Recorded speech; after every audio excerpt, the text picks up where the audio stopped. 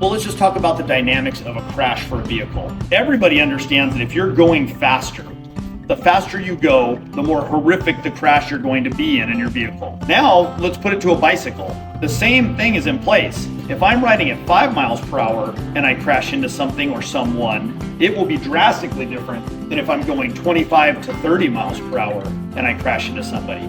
We always make the joke that speed kills, but it truly does. And if you were to get in a situation where you didn't have a helmet on or something like that, and you crashed at 30 miles an hour, there's places on roads where we don't go over 30 miles per hour in cars because of the speed limit.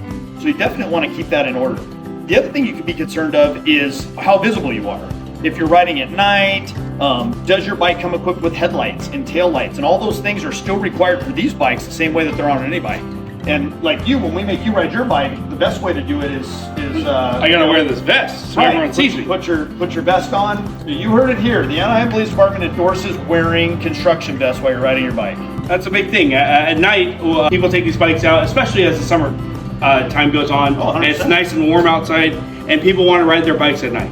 Having lights, just like you brought up, and wearing that helmet really can help protect you if you were involved in a crash. Or if a vehicle were to come and not see you and hit you, it's just that's your only real level of safety is visibility and then protective gear. Absolutely.